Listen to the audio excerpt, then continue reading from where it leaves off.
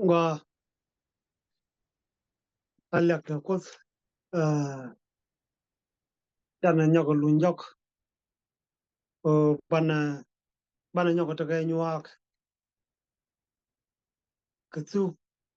ye chu to go ke ketsu ko su go te bana nyoko ben lieng atama ka gadan nyok ka damandan ka gut de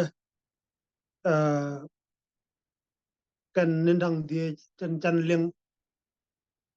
ka nindigol tama bana chang la lap ka sabat in Friday dien kona ben rep chere ka ngwana dialden chalat ne ka sabat ke changda mane ka Sunday mane Monday mane Tuesday mane Wednesday bene ka Saturday gude changa bakalen ta rep chere ta ka matin dame ko kon ko lunjok chere ma kon ale no wen ko bana ben liang ke chang re la ngwani ka tama bi ben kam kon ka dama dan kon ale no wen kala kon ngi wen damandan ni David Kak jan be chang an bakale na ma jan be bin den loy dana ko ko the bus ka ba kon yo bo ka liang an bana liang ni ja ka jawde ane pale ana ko lo ka ngi jan damandan ko lo kam kon ke loy da tes gora ko chi ko bus ko din ne ka chang an yam mane chang an die dien loy da tes go din ko yo kam yedu in chi boy du lep kane dial en chi yer ko ngi go din wala kan dial go din ko bi ko pos ka bene dial be liang adin be kam yedu ko bos go din kal kale da me chang ba ke lien me ta ga nyoko lu nyam do ge je ko bram be lat go din bi bo de jin be kam yedu go din me ne dial be liang go din bi ko kam yedu pos kon dial ka jang la ma ka ci anda ko jen boy go din ka jen tik mi ta ga nyun nyam do ne nga jo go te re te ko me dora kam ne rier ku chang chang ku churi ye chu ko mi ame chagwalong be ku ben gamal daman David yede je ko skel Gua damara galwa kong tio ya che long katan sine ishul ke je gude joka changin bakal ne joka che gemela kona lana won ka ngai kon la pare kuena mandera anu kuin ge je re ngi je joka ke lew min chalat chalen lo dana go ne ga changin ke lien de ben ga changin die die dunu che ge tila gor bu kon wo mu kon go kwen bong ne to go tila ngon ga jan chang bakal ne me ko de ko ro reptin ko kuje mo la tan rwai ne ngon kitin dong de kon ko kwen ka de ko ro rep ka pe ne tin changun ko bong to gol sien tame de kon o kwen ka bogon chali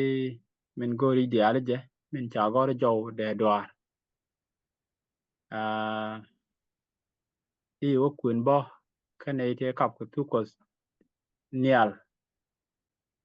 ka jen min gori di alje bo kia di o kuno bi o ko mi cha gor heralds of the gospel bi o kwen ka la jang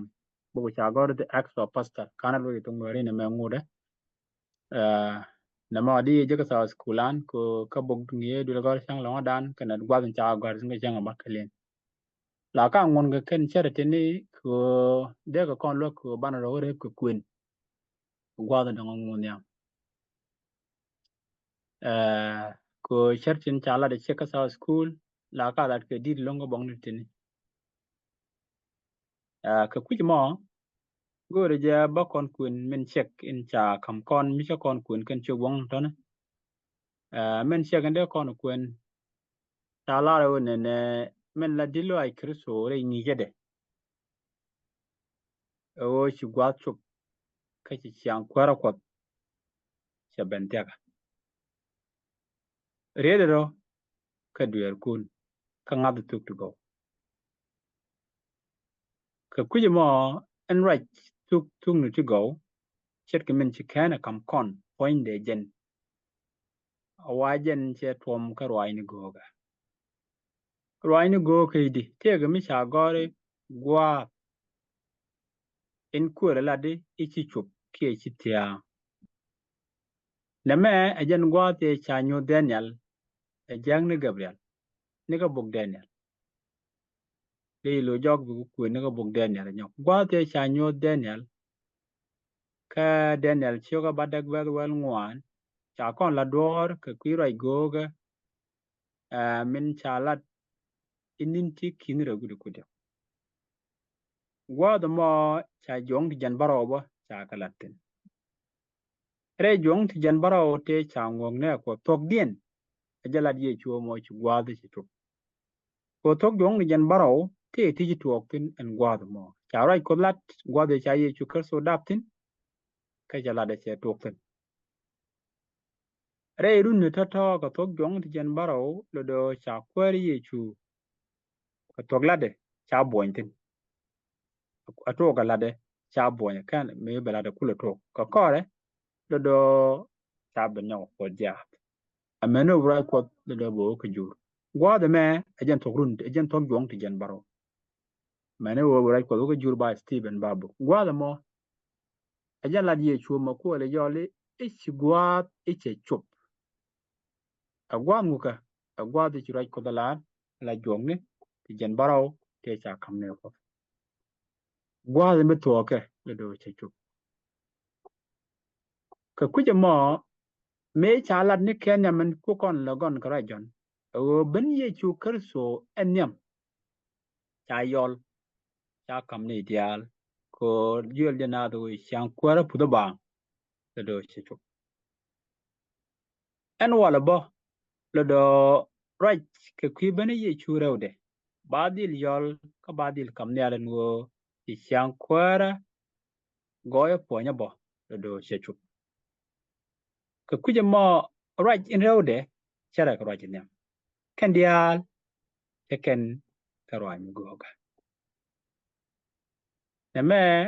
di yo kwen kamin gori dialije kirgamin te nyal kono wen miti ka tung nuare de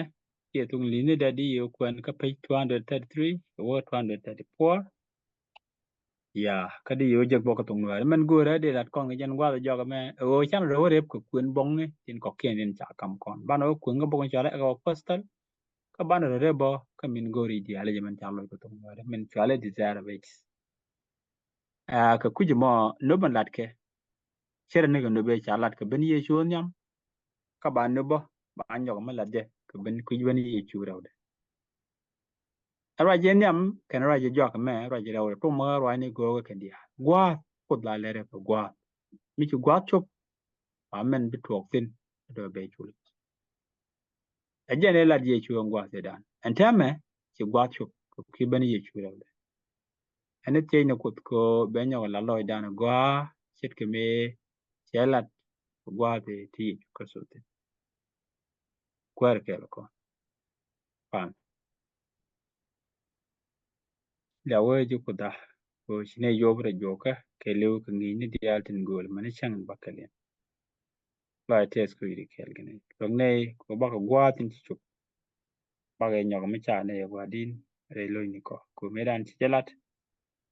ka go ne ne nyo leng bi nyo lat ne go ka yedi men ko moy ne ga chob lo ay kana ngap tin ci lat go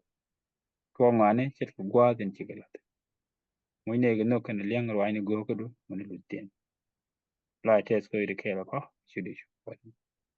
amen Amen. Amen. Alek te kos kariet buska tanchara leng ka jaw da mandan ne David ko mala beta kere je David be yere ke rier ke ne ba kon dial post kon ideal en chiliang ndam men ne ideal en bi je boru wa ta jan gwa den jagna ma ne ba kon mala be ta lo kon. Amen, amen. Thank you, Beatake. Good preparation day. Welcome, Dan Gachang Longa. Lloyd Ates, Yene Dial in Chiben. Thank you, brothers. Coach Yako lead this day. Can I start in the Dial in Chiwa? Where was the Kelga? Bye.